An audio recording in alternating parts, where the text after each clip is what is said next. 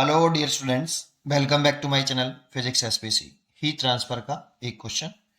Three identical rods have been joined at the junction to make it a Y shape structure. If the two free ends are maintained at 60 degree Celsius and third end is 0 degree Celsius, then what is the junction temperature. इस junction का temperature पूछ रहा है। देखो, ये तीनों rod identical है। इसका क्या मतलब है कि इसका जो थर्मल कंडक्टिविटी है के, लेंथ एल है और एरिया क्रॉस सेक्शन ए है। सेम इसका भी है, थर्मल कंडक्टिविटी सेम, लेंथ भी सेम, एरिया क्रॉस सेक्शन भी सेम। थर्मल कंडक्टिविटी, लेंथ और एरिया क्रॉस सेक्शन सेम, तीनों आइडेंटिकल रॉड्स हो गए।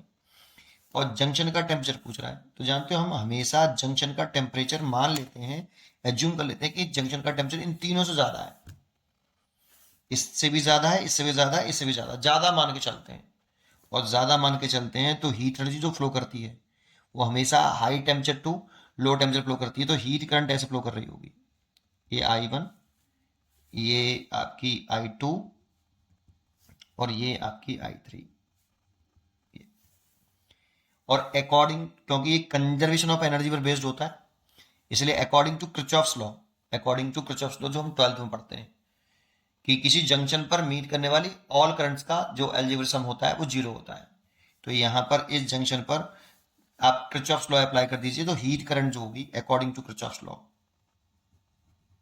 अकॉर्डिंग टू किरचॉफ्स लॉ, आप हमेशा इसका टेम्परेचर बाकी के सभी एंड से ज्यादा मान लीजिए।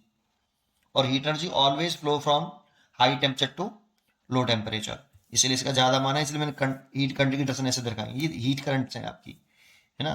तो heat current I1 plus I2 plus I3 equal to 0 according to Kirchhoff's law. अब क्या करना है, हीट करंट का हमें फॉर्मूला याद होना चाहिए कि हीट करंट जो होती है ये dQ/dt, rate of flow of heat energy, है ना, equal to KA delta T over L होता है। डेल्टा T टेम्परेचर में डिफरेंस है आपका। तो देखो, इसको एक ऐसे भी लिख सकते हैं, I बराबर delta T over L upon KA। इसमें इस L अपॉन के ए को लिखते हैं हम delta T over thermal resistance. ये थर्मल रेजिस्टेंस होता है बेटा। आर टी क्या है यहाँ पे, थर्मल रेजिस्टेंस, और इसकी वैल्यू है L अपॉन के ए।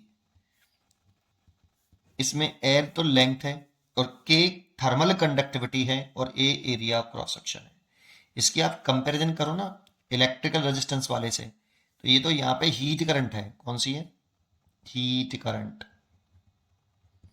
अगर आप इलेक्ट्रिकल करंट लिखते हो, इलेक्ट्रिकल करंट, तो आई इज इक्वल टू होता है फ्लोइंग चार्ज पर नो टाइम। ये यहाँ पे चार्ज नहीं है, ये हीट एनर्जी है जो फ्लो कर रही है dt टाइम इंटरवल में।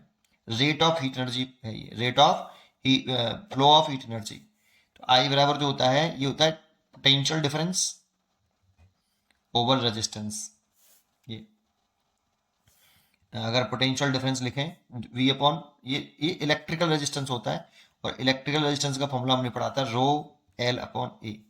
यहाँ रेजिस्टिविटी है, लेकिन रेजिस्टिविटी 1 अपॉन कंडक्टिविटी के बराबर होती है, conductivity equal to 1 upon resistivity. तो यहाँ ऐसे लिख सकते हैं एल अपॉन सिग्मा ए।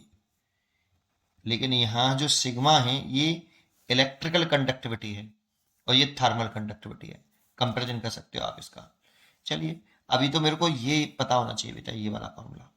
तो देखो, अगर मैं यहाँ पे देखूं तो थर्मल रेजिस्टेंस तीनों का सेम है, थर्मल रेजिस्टेंस तीनों कंडक्टर का सेम है एल के ए। तो थर्मल रेजिस्टेंस सेम है, तो यहाँ पे थर्मल रेजिस्टेंस जो हो गया ये तीनों रेजिस्टेंस का एल के ए, ये कांस्टेंट है बेटा, ऑल रॉड्स। तो लगा दीजिए फॉर्मूला ये। तो टेम्परेचर डिफरेंस, इसका टेम्परेचर ज्यादा मान के चल रहे हो, I1 की वैल्यू पुट कर रहे हो, तो इसका टेम्परेचर ज्यादा है, इसका कम है। तो टेम्परेचर डिफरेंस हमेशा high temperature to low temperature घटाते हैं। तो T में से 60 डिग्री सेल्सियस घटा लो पहले वाले के लिए, ओवर रेजिस्टेंस R लिख लो। सेम है भाई, L अपन के लिखते हैं वैसे तो अक्षर में, आप यहाँ पे L अपन के लिख सकते हो, डेल्टा T अपॉन L अपन के, मैंने R लेट कर लिया, प्लस I2 लिखो, I2 इसको माना है तो T minus 60 over R plus इसके लिए लिखो T माइनस 0, इसका टेम्परेचर ज़्यादा माना है बेटा, over R is equal to 0। अब देखो R से तो R कैंसिल हो जाएगा या 0 में चला जाएगा, इधर हो गया 3T और माइनस के 120 बराबर 0 and 3T is equal to 120, तो T इज इक्वल टू काट दो 40 डिग्री सेल्सियस टेम्परेचर हो गया, जंक्शन का टेम्परेचर आ गया 40 डिग्री सेल्सियस, है ना। ये आज का आंसर हो गया। पढ़ते रहिए और खुश रहिए। Thank you.